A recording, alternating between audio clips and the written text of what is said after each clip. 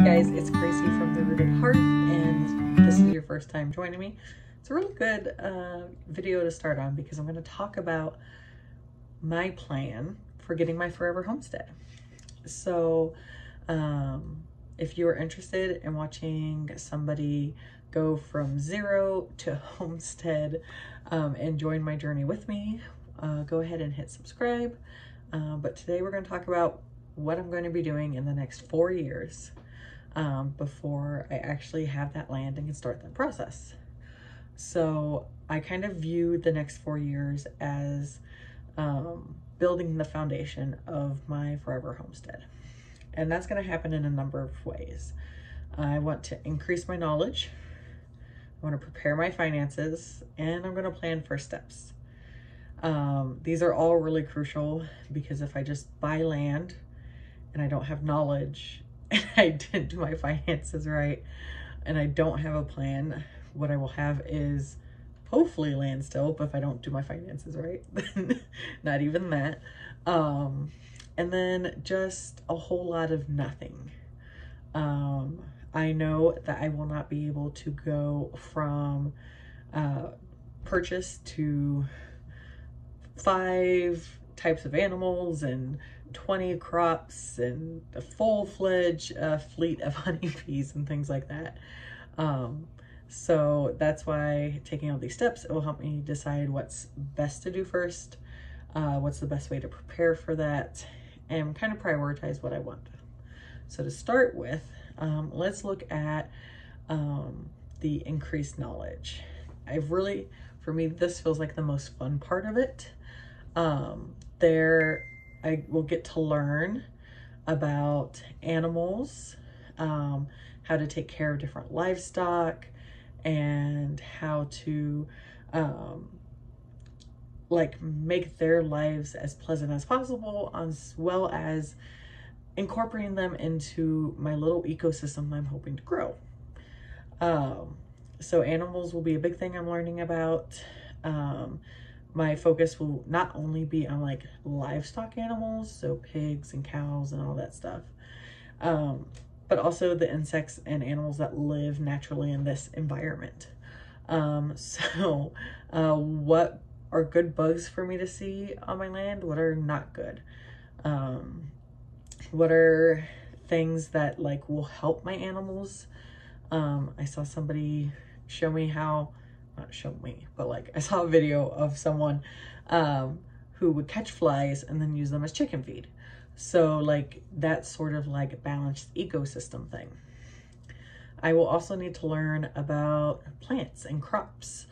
I've mentioned before that while I do want crops, I also want a large portion of my homestead to be native grasses, native plants, so that 1, it improves the soil, 2, it helps pollinators, 3, it just overall makes a happy, healthier ecosystem as you have those native plants in, and it draws in the natural bugs and all that stuff, which brings more birds, and more birds means other wildlife. So all in all, I want to learn about that process, but I also want to learn about what plants, crop-wise, work well in this environment.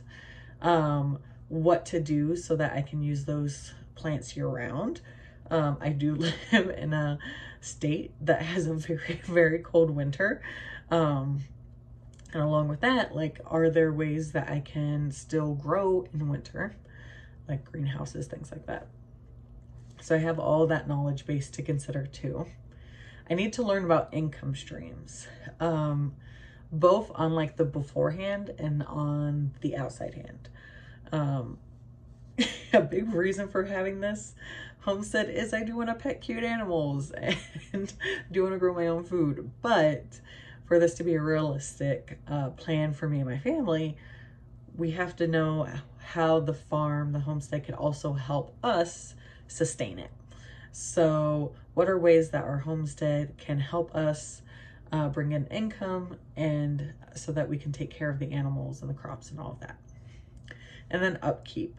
I have never grown up on a farm or a homestead. I barely remember even taking care of vegetables growing up. So upkeeping like garden land or buildings and all that stuff, the upkeep of animals, all of that is going to be a process. And so it's something I need to start learning now. So those are like the areas that I foresee needing to increase my knowledge. But that's the thing about learning. The more you learn, the more you realize you don't know anything and you don't know what you don't know. So definitely, if you're watching this, go ahead and drop some ideas of some other things I could increase my knowledge on. And I will add it to my long list of things to research. Probably the most important step in preparing that I'm doing is preparing finances. This is very stressful for me. To say I have a healthy relationship with finances would be a giant overstatement and a flat out lie. I didn't grow up with funds, money. I did not grow up with role models that showed me how to balance finances in a healthy way. My early like 20s, when I'm making my first financial decisions and all that, I very much took a like ostrich approach. Like a bill would come in, I could even if I could pay the bill, I'd be like, oh, I don't want to deal with that, and just put my head in the ground and ignore it. So while I'm in a much better place than I used to be, I could still use improvement in that. And so there's some things that go along with preparing finances for the homestead that are really, really important, even though they're going to be really, really stressful for me. Obviously, I want to improve my credit score. I am in the high 6s now. I would love to be in the mid 700s, possibly. We'll see. And I know that's doable. Your credit score is a lot of things, and I learned that thanks to a book called I'll Teach You How to Be Rich. So I want to improve my credit score. Reason for that is it'll help with mortgage payment being lower. It will help me get approved for larger amount of money, things like that. I want to pay down debt, and I'll be doing a video where I walk through really a transparent look at me and Scott's finances, which again is super stressful for me. But I want this whole process to be as transparent as can be, so that like you have a realistic look of how at least someone in a similar spot as me will get to where I want to go and have this homestead. So pay down debt. We have debt in the form of like credit cards, the house, car. Well, it was cars, now it's car. So that's exciting. There's also some weird things that like isn't so much debt as like temporary payment stuff, Desmond's orthodontics, and things like that. So I need to work on paying that stuff down. Why this is important is one, it will help improve my credit score, but also two, when I go to get approved for a mortgage for my homestead, they're going to look at how much debt I have and then consider that when approving me for a certain amount. So less debt I have, the more I can get for a mortgage. And then save for a down payment. Me and Scott want to not only have whatever equity we built into this house, but also extra. I'm not an expert in finances, but loosely they say 20%. So for $100,000 purchase, that's $20,000. And we're looking more in the like $500,000, hopefully. Well, hopefully I can find what I want for cheaper, but realistically. So that could be closer to $100,000 down payment. Our house alone is not going to get us there. So we're going to have to start saving for that down payment. And kind of going along with all that stuff is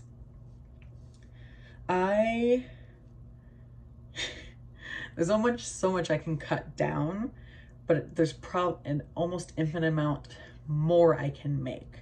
So a lot of what I'll be doing is, forget the millennial phrase, but side hustles. So I will be doing more photography stuff. I'm thinking about starting an Etsy shop for printables and downloadables, things like that. And whatever else may come up. Those are literally like the two things that are in my head now, but there's 4 years, so that could look a lot different. So lastly, and this is probably the most fun one, is planning the first steps, and this is what gets me excited, or not gets me excited, keeps me excited, is planning like that first year to like first 5 years, what the plan is to get our forever homestead the way we want it. So I'll slowly be, as I'm learning about different things, planning what my first animals will be. Will be chickens, goats. As much as I would love a fluffy Highland cow right out the gate, it's probably not going to be the first animal purchase I have. Plants. What do I need to do to turn specific areas back to native grasses? Also, what are the first few crops that I want to plant? Some of what I'm doing now will help me with that.